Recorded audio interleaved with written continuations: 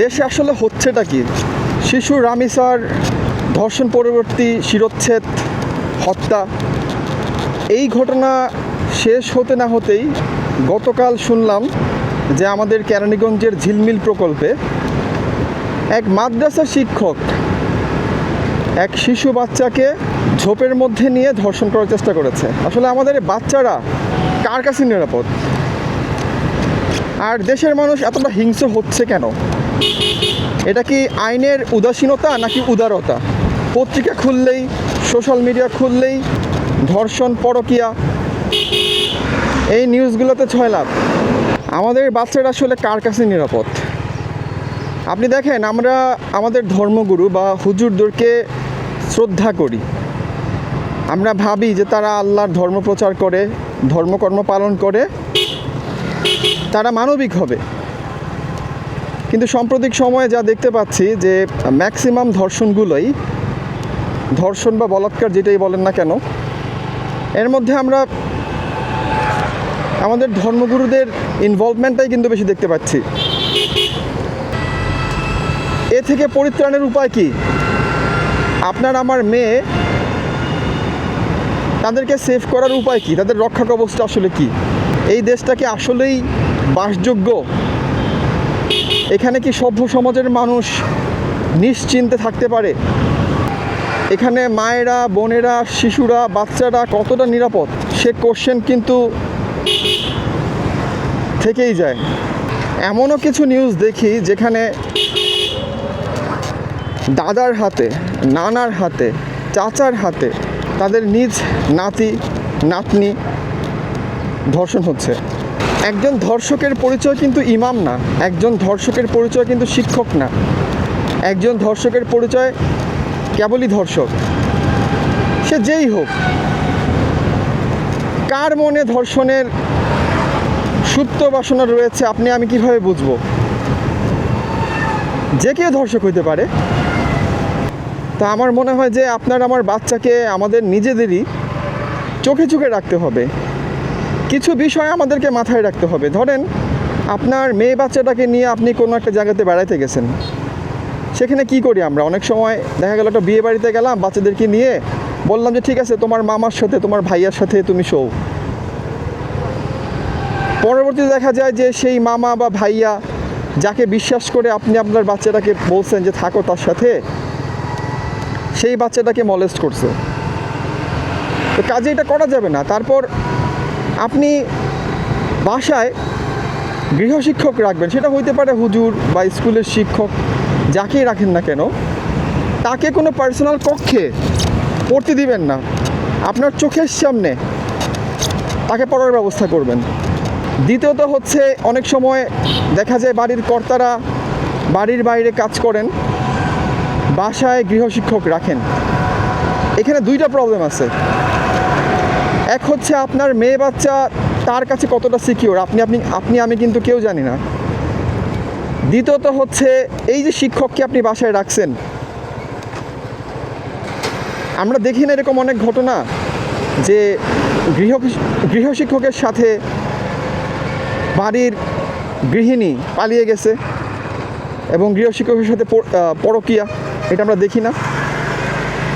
তো কাজেই গৃহশিক্ষক যদি বাসায় রাখতে হয়, তাহলে এমন টাইমে রাখবেন যখন বাসায় লোকজন থাকে, যাতে আমরা এই পরকীয়া এবং বাচ্চাদের এই মলেস্টেশন থেকে সেফ রাখতে পারি। সবচেয়ে বড় কথা হচ্ছে, বাবা মায়ের সচেতন হতে হবে। বাবা মাকে কোরআনের শিক্ষা, ধর্মের শিক্ষায় নিজে শিক্ষিত হতে হবে। তাহলে তো আপনার বাসার বাড়তি শিক্ষক বা হুজুর রাখতে হয় না। আপনার ভিতরে যদি দ্বীনি শিক্ষা থাকে, আপনার ভিতর যদি সাধারণ শিক্ষা থাকে, আপনি আপনার বাচ্চাকে নিজেই পড়াতে পারবেন। নেপোলিয়ন একটা কথা বলছে না যে আপনি আমাকে একজন শিক্ষিত মা দেন, আমি আপনাকে একটা শিক্ষিত জাতি দিব। আসলে আমাদের মায়েদের ভূমিকাটা এই ক্ষেত্রে বেশি অনেক। বাবারা বাইরে কাজ করেন, ঠিক আছে, সেক্ষেত্রে বাচ্চাদেরকে শিক্ষায় দীক্ষায় শিক্ষিত করতে গেলে মায়েদের ভূমিকাটাই সবচেয়ে বেশি। আর দ্বিতীয়ত হচ্ছে, বাংলাদেশে যে ধর্ষণ হচ্ছে, ধর্ষণের পরিমাণ বাড়ছে, অপরাধের পরিমাণ বাড়ছে, এই বিষয়গুলোকে প্রিভেন্ট করার জন্য সরকারি কিছু উদ্যোগ নিতে হবে। এই উদ্যোগটা নিতে হবে আমাদের গার্ডিয়ানদেরকে সচেতন করার জন্য, ইভেন আমাদের বাচ্চাদেরকেও সচেতন করার জন্য। আমেরিকান একটা প্রোগ্রাম ছিল সত্যমে বিজয়তে, অর্থাৎ সত্যেই বিজয়। সেই প্রোগ্রামে একটা এপিসোডের মধ্যে দেখছিলাম যে বাচ্চাদেরকে গুড টাচ এবং ব্যাড টাচ শেখানো হয়। অর্থাৎ একটা বাচ্চাকে আপনি তার বডির কোন কোন পার্টে টাচ করলে সেটা গুড টাচ হয় এবং কোন কোন পার্টে টাচ করলে সেটা ব্যাড টাচ হয়, সেই শিক্ষাটা বাচ্চাদেরকে দিতে হবে। এটা লজ্জার কিছু নাই। আজকালকার যে ধর্ষণগুলো হচ্ছে, বাচ্চাদেরকে যেভাবে মলেস্ট করা হচ্ছে, বাচ্চারা কিন্তু ভয়েই বলে না। একটা ধর্ষক বা যে মলেস্ট করলো, সে বাচ্চাটাকে মলেস্ট করার পর বা ধর্ষণ করার পর বাচ্চাটাকে ভয় ভীতি প্রদর্শন করে, বাচ্চাটাকে ভয় দেখায় যে তুমি যদি কাউকে বলো তাহলে তোমাকে মেরে ফেলবো। সে বাচ্চা কিন্তু ভয়ে তার বাবা মাকে বলে না বাসায় এসে। সো যেহেতু এই ঘটনাগুলো ঘটে, এই কারণে বাচ্চাদেরকে এই ব্যাপারগুলো শিখাইতে হবে। সর্বোপরি সরকারি উদ্যোগে এই শিক্ষা দেওয়ার উদ্যোগ যদি নেওয়া হয়, তাহলে আমার মনে হয় যে এই অপরাধ অনেকটাই কমে আসবে। আর দ্বিতীয়ত হচ্ছে শাস্তির ক্ষেত্রে দৃষ্টান্ত সৃষ্টি করা। কেউ একজন অপরাধ করলো, তার শাস্তিটা নিশ্চিত করতে হবে, যাতে তার ওই শাস্তি দেখে বাকিরা ধর্ষণ করতে সাহস না পায়। তবেই আমাদের এই দেশটা বাসযোগ্য হয়ে উঠবে। আর আমার পার্সোনাল অপিনিয়ন হচ্ছে, বাংলাদেশটা বাসযোগ্য হইতে বা আসলে বাংলাদেশের মানুষ সভ্য হইতে সময় লাগবে। আমরা আবেগী জাতি, আবেগ দিয়ে সিদ্ধান্ত গ্রহণ করি, আমাদের বিবেক বলতে কিছুই নাই। আমরা খুব স্বার্থপর জাতি। যদি সুযোগ থাকে, এই দেশটা ত্যাগ করাটাই সবচেয়ে বুদ্ধিমানের কাজ।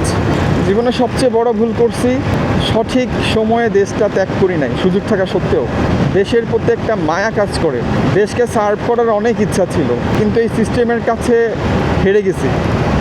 দেরি হলেও রিয়েলাইজেশন আসছে, I have to leave this country with bag and baggage. ধর্ষণের যে ব্যাপারটা ঘটছে গতকাল, এটা হচ্ছে এই প্রজেক্টেই ঘটছে, ঝিলমিল প্রজেক্ট। বাংলাদেশে মেয়ে বাচ্চার বাবা হইলে সর্বপ্রথমে আল্লাহর কাছে দোয়া করতে হবে যে আল্লাহ তুমি আমার মেয়ের ইজ্জতটা হেফাজত রাখো।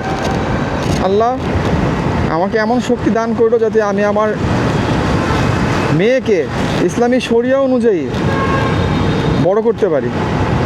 এখানে মেয়ের বাবা হওয়াটা খুব কঠিন একটা কাজ, খুব চ্যালেঞ্জিং। হাসান, ঠিক কি না? বাংলাদেশে মেয়ের বাবা হওয়া খুব চ্যালেঞ্জিং না? বর্তমান পরিস্থিতিতে মেয়ের বাবা হওয়াটা খুবই চ্যালেঞ্জিং। মেয়ের বাবা হওয়ার সঙ্গে সঙ্গে আল্লাহর কাছে ফরিয়াদ করতে হবে যে আল্লাহ তুমি আমার মেয়েটাকে হেফাজতে রাখো, সেজন্য কারো ভোগের শিকার না হয়।